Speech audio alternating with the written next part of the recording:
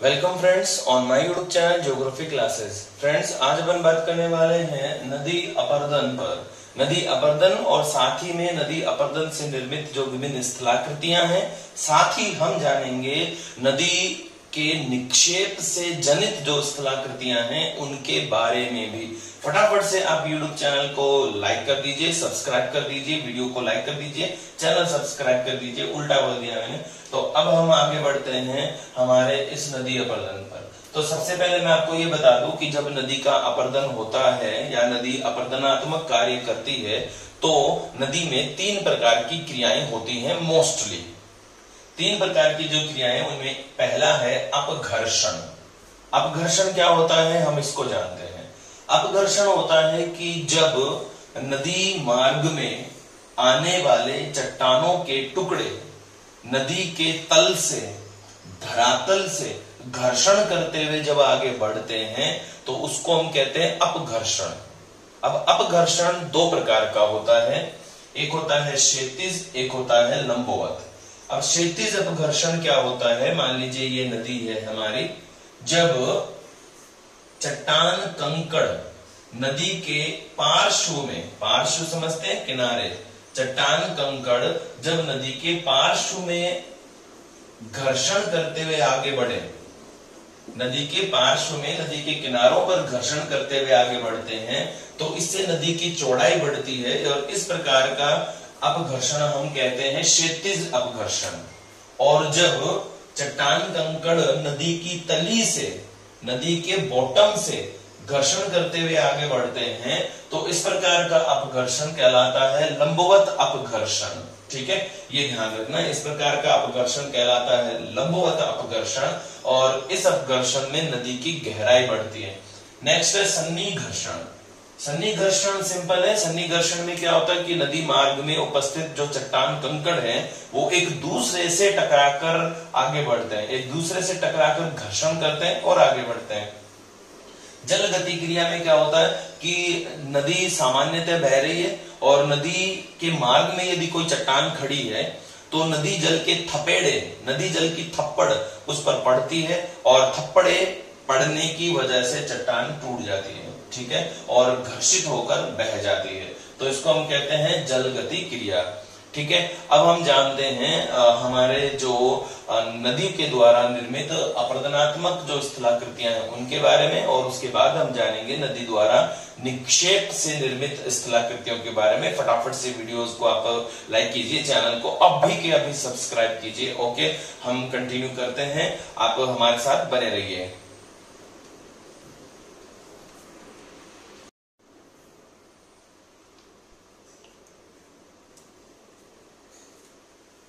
सबसे पहले हम जानते हैं नदी के अपरदन से निर्मित स्थलाकृतियों के बारे में। ठीक है, आप बोर्ड पे देख पा रहे हैं कि हमारा जो चैप्टर है वो आज है नदी की से निर्मित स्थलाकृतियों के बारे में। और सबसे पहले आप यहाँ देख पा रहे हैं कि अपरदन से जनित जो स्थलाकृतियां हैं हम उनको पढ़ने वाले हैं। ठीक है, तो सबसे पहले अपरदन से निर्मित जो स्थलाकृति है उसमें आता है वी आकार की घाटी। ठीक है, वी आकार की घाटी। वी आकार की घाटी आप देख रहे हैं कि 2 प्रकार की होती है, यानी वी आकार की घाटी को हम 2 प्रकार में बांटते हैं। एक तो वी आकार की घाटी को हम गार्ज कहते हैं, गार्ज, और एक वी आकार की घाटी को हम कैनियन कहते हैं। वी आकार की घाटी एक गार्ज होती है और दूसरा एक कैनियन होती है। गार्ज, अब वी आकार की घाटी बनती नदी की कौन सी अवस्था में है, तो वी आकार की घाटी नदी की युवावस्था में बनती है। एक बात, अब बनती कैसे है कि जब नदी अपने धरातल को गहराई से काटती है, अवनाली का अपरदन करती है, गहराई से काटती है, नदी का वेग बहुत अधिक होता है तो नदी अपने धरातल को गहराई से काटती है और धरातल वी शेप में अपरदित हो जाता है। आप देख पा रहे हैं धरातल वी शेप में अपरदित हो जाता है, बस इसी को हम वी आकार की घाटी कहते हैं।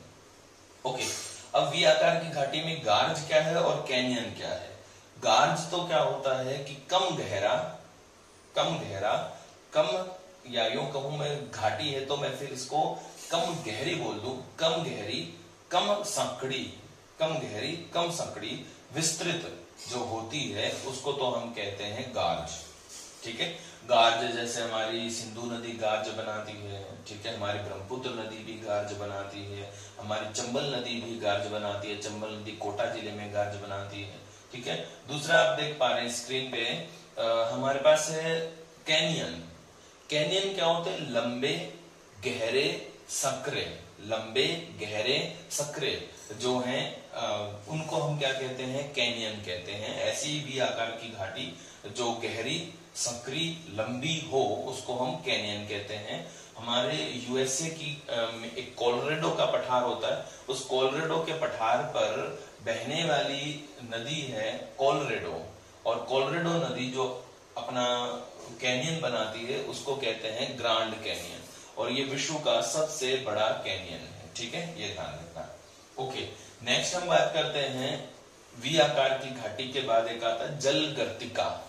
जलगर्तिका, जलगर्तिका क्या होता है? आप स्क्रीन पे देख पा रहे हैं कि छोटे छोटे मतलब पॉट जैसे बने हैं, बर्तन जैसे बने हैं। उन बर्तन में पहले होता क्या है कि जब चट्टानों के साथ नदी के साथ चट्टान कंकड़ लुढ़क लुढ़क कर आगे बढ़ते हैं तो चट्टानों की दरारों से वो टकराते हैं, चट्टानों की दरारों से टकराकर उनको तोड़ डालते हैं, और धीमे धीमे वहां पर वो रुकने लगते हैं, ठहरने लगते हैं, और फिर गोल गोल घूमते हैं। जैसे बोलते हैं ना, जैसे ड्रिल मशीन होती है, ड्रिल मशीन, और ड्रिल मशीन जैसे प्रेशर डालती छेद कर देती है, वैसे ही जो चट्टान के कंकड़ हैं वो नदी में उपस्थित जो चट्टानों की दरारें हैं उन पर फोर्स डालते हैं, गोल गोल घूमते हैं उनके साथ, और गोल गोल घूमते हुए यहाँ पे वो चट्टानों को गोल अपर्दित कर देते हैं, और उसी को हम जलगर्तिका कहते हैं या पोट कहते हैं। पोट यानी बर्तन, तो पोट कहते हैं। ठीक है, ये ध्यान रखना है। जलगर्तिका के बाद आप स्क्रीन पे देख पा रहे हैं जलप्रपात। जलप्रपात का एक और रूप होता है शिप्रिका। जलप्रपात इसका एक रूप होता है शिप्रिका। जलप्रपात ऊंचे होते हैं, बड़े होते हैं, काफी गहराई वाले होते हैं। शिप्रिकाएं जलप्रपात का ही एक छोटा रूप है। शिप्रिका जलप्रपात का एक छोटा रूप है। ठीक है, ये ध्यान रखना है। ओके, आगे अगर हम बढ़ते हैं जलप्रपात के बाद, तो फिर हमारे पास जो अपर्दन से निर्मित स्थलाकृति है उनमें आ जाता है एक विसर्प। विसर्प हमारे पास काफी प्रसिद्ध स्थलाकृति है, रीड सेकंड लेवल के लिए इंपॉर्टेंट भी है। विसर्प क्या होता है कि जब नदी अपनी प्रौढ़ावस्था में सर्पिलाकार मार्ग, आप देख पा रहे हो स्क्रीन में, नदी सर्पिलाकार मार्ग पर गमन कर रही है, तो जब नदी सर्पिलाकार मार्ग पर गमन करती है तो उसको हम विसर्प कहते हैं। और विसर्प के सहारे गहरे कटाव हो जाने से क्या निर्मित होती हैं? विसर्प के सहारे गहरे कटाव हो जाने से निर्मित होती हैं गोखुर झीलें। हमारे भारत में कोसी नदी, जो बिहार का शोक कहलाती है, कोसी नदी विसर्प और गोखुर झील बनाने के लिए काफी प्रसिद्ध है। ठीक है, ये ध्यान रखना। तो ये है विशेष हमारी नदी के द्वारा निर्मित अपर्दनात्मक स्थलाकृतियां जो हमारे एग्जाम में अच्छे से पूछी जाएंगी, रीड सेकंड लेवल में। एक चीज और बता दूं, नदी विसर्प को हम मियांडर भी कहते हैं। नदी विसर्प को क्या कहते हैं? मियांडर कहते हैं। स्क्रीन पे आप दिख रहे हैं, मियांडर कहते हैं। मियांडर एशिया माइनर तुर्की में एक स्थान है, वहां की एक प्रसिद्ध नदी है जो विसर्प बनाए जाने के लिए काफी प्रसिद्ध है। ठीक है, ये ध्यान रखना है। तो मियांडर और विसर्प हमने जाना। इसके बाद हम बात करते हैं नदी के द्वारा निर्मित निक्षेपित स्थलाकृतियां। नदी के द्वारा निर्मित निक्षेपित स्थलाकृतियां बहुत सारी हैं। जैसे मैंने आपको अपर्दन से निर्मित रिवर टेरेस है, नदी वेदिका है, संरचनात्मक सोपान है, वो नहीं बताएं क्योंकि वो अपने लेवल पर आने वाले नहीं होते हैं। ठीक है, लेकिन फिर भी एक बात याद रखना कि नदी वेदिका और संरचनात्मक सोपान ये नदी के अपर्दनात्मक स्थल रूप ही हैं। अब हम बात करते हैं निक्षेपित स्थलाकृतियों पर। उनमें सबसे पहले होता है हमारे पास जलोढ़ पंख। आप भाबर जानते हैं? भाबर क्या होता है कि नदी की प्रौढ़ावस्था में, या हम कहते हैं नदी की द्वितीयावस्था में, नदी की प्रौढ़ावस्था में जब नदी पर्वतों से उतर आती है, पर्वतों से जैसे उतरती है तो अपने साथ चट्टान कंकड़ बहाकर लाती है और वो गिरिपदीय क्षेत्र में जम जाते हैं, गिरिपदीय क्षेत्र में जम जाते हैं। और गिरिपदीय क्षेत्र में जमकर वो क्या बना लेते हैं, एक कंकड़ युक्त आवरण बना लेते हैं कंप्लीट, ठीक है। और इन कंकड़ युक्त आवरण में नदी अदृश्य अवस्था में बहती है। और इस प्रकार के जो आवरण हैं, जब इनका जमाव शंकु के आकार में हो, शंकु के आकार में हो तो उसे हम क्या कहेंगे, जलोढ़ शंकु। स्क्रीन पे आप देख पा रहे हैं जलोढ़ शंकु आपको नजर आ रहे हैं, तो हम क्या देख पाएंगे, क्या देख रहे हैं, जलोढ़ शंकु देख रहे हैं। अब अगर हम ध्यान दें कि जलोढ़ शंकु का आकार जब बढ़ जाता है, जलोढ़ शंकु का आकार जब बढ़ जाता है तब उसको हम जलोढ़ पंख कहते हैं। अभी आपकी स्क्रीन पर है जलोढ़ पंख, ठीक है, ये ध्यान रखना है। जलोढ़ पंख और जलोढ़ शंकु नदी की प्रौढ़ावस्था यानी कि द्वितीय अवस्था में बनते हैं। ये भाबर का ही एक प्रकार है, या यूं कहो ये भाबर ही होते हैं, ठीक है, ओके। जलोढ़ पंख हमारे लिए काफी महत्वपूर्ण है और एग्जाम में आने के लिए है। क्वेश्चन ऐसे पूछते हैं कि जलोढ़ पंख निर्मित होते हैं, तो आप याद रखिए गिरिपदीय क्षेत्रों में, गिरिपदीय क्षेत्रों में नदी की प्रौढ़ावस्था में, ओके। एक बात ये हो गई। नेक्स्ट बात करते हैं, और बहुत अच्छा एग्जाम्पल हमें मिलता है, भूआकार मिलता है निक्षेप जनित प्राकृतिक तटबंध, प्राकृतिक तटबंध। तटबंध आप देख पा रहे हैं स्क्रीन पे, देखो किस तरह से होता है कि इसमें दिख रहा है कि नदी जब बह रही है तो अपने जो किनारे हैं उन किनारों पर जमाव कर रही है, नदी बह रही है अपने किनारों पर जमाव करती है तो उससे किनारे विस्तृत हो जाते हैं और इन विस्तृत किनारों को ही क्या कहते हैं, प्राकृतिक तटबंध कहते हैं। उसके बाद आता है हमारे पास डेल्टा, ये और भी महत्वपूर्ण है। डेल्टा, डेल्टा क्या होता है, डेल्टा वास्तव में नदी की वृद्धावस्था में निर्मित एक भूआकार होता है, निक्षेप से निर्मित भूआकार होता है, ठीक है। इसमें क्या होता है कि जब नदी, आप देख पा रहे डायग्राम में, नदी अपनी प्रौढ़ावस्था में पहुंची है और प्रौढ़ावस्था में फिर नदी कई जलधाराओं में विभाजित हुई है और कई जलधाराओं में विभाजित होकर उसने त्रिभुजाकार जमाव बनाया है। नदी ने कैसा जमाव बनाया है, त्रिभुजाकार जमाव बनाया है। और इस त्रिभुजाकार जमाव को पहली बार डेल्टा कहने वाले हेरोडोटस हैं, हेरोडोटस, ठीक है। इस हेरोडोटस ने इसको जब देखा, किसको देखा था इन्होंने, नील नदी का अध्ययन किया था हेरोडोटस ने, और नील नदी का जो जमाव था उस नील नदी के जमाव को इन्होंने क्या कहा, डेल्टा कहा, त्रिभुजाकार। कारण क्योंकि ये जो डेल्टा है ग्रीक भाषा का एक सिंबल है, स्क्रीन पे आप देख रहे हैं त्रिभुज बना हुआ, ग्रीक भाषा का एक सिंबल होता है, सिंबल है डेल्टा। उस डेल्टा का जैसा दिखने की वजह से भी इस डेल्टा को देखो और नदी के द्वारा निर्मित जो आकार है उसको देखो, तो आप दोनों को मैच करोगे, सेम वैसा ही है। तो हेरोडोटस ने नील नदी का अध्ययन किया और नदी के त्रिभुजाकार जमाव को पहली बार क्या बताया, डेल्टा बताया, ठीक है, ये ध्यान रखना है, ओके। ये तो बात हो गई है हमारे डेल्टा के संदर्भ में। आगे हम बात करते हैं डेल्टा के फिर कई प्रकार पूछते हैं।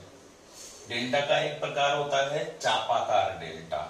चाप, चाप समझते हैं भाई, हमने वृत्त बनाया, वृत्त का कुछ भाग, वृत्त की परिधि का कुछ भाग, उसको हम चाप कहते हैं। तो चापाकार डेल्टा हमारी गंगा और ब्रह्मपुत्र नदियां बनाती हैं। सुंदरबन डेल्टा है उसका नाम, ठीक है। और सुंदरबन डेल्टा विश्व का सबसे बड़ा चापाकार डेल्टा है जो गंगा और ब्रह्मपुत्र के द्वारा निर्मित किया जाता है। आप देख पा रहे हैं चापाकार डेल्टा वृत्त के चाप की भांति नजर आता है, शेप तो त्रिभुजाकार ही रहेगी बट वृत्त के चाप की भांति नजर आ रहा है, तो ये गंगा और ब्रह्मपुत्र का डेल्टा है, इसी को हम क्या कहते हैं, चापाकार। नील नदी भी चापाकार डेल्टा ही बनाती है, नील नदी भी चापाकार डेल्टा ही बनाती है, ठीक है, ये ध्यान रखेंगे, ओके।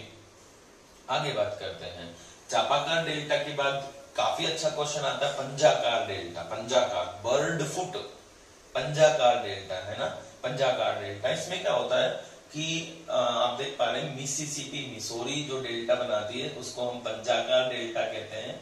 मिसिसिपी मिसोरी का जो डेल्टा है वो पंजाकार डेल्टा है, बर्ड फुट डेल्टा है, अंगुल्याकार भी बोलते हैं। मिसिसिपी मिसोरी की जो जलधाराएं वृद्धावस्था में कई शाखाओं में हो जाती हैं और फिर अलग अलग पृथक पृथक डेल्टा बनाती हैं। तो इस प्रकार ऐसा लगता है कि जैसे नदी ने उंगलियां पंजा छाप दिया हो, तो इस प्रकार का जो डेल्टा होता है उसको पंजाकार डेल्टा की संज्ञा दी जाती है। ठीक है, मिसिसिपी मिसौरी पंजाकार डेल्टा बनाने के लिए जानी जाती है। ओके, एक होता है ज्वार नदमुख डेल्टा। इसको ज्वार नदमुख डेल्टा को हम एस्चुएरियन डेल्टा भी कहते हैं। ज्वार नदमुख डेल्टा को हम क्या कहते हैं? एस्चुएरियन डेल्टा भी कहते हैं। देखो क्या होता है कि जब नदी के मतलब ऐसा समझिए कि नदी बह रही है, नदी की एस्चुरी भर गई, नदी की जो मार्ग है वो भर गया, लेकिन त्रिभुजाकार जमाव नहीं हो पाया। कारण क्योंकि त्रिभुजाकार जो जमाव होता है वो सागरीय धाराओं के द्वारा काट कर सागर में ले जाया जाता है। इस प्रकार का जो जमाव निर्मित डेल्टा होता है उसको हम एस्चुरी डेल्टा या ज्वार नदमुख डेल्टा कहते हैं।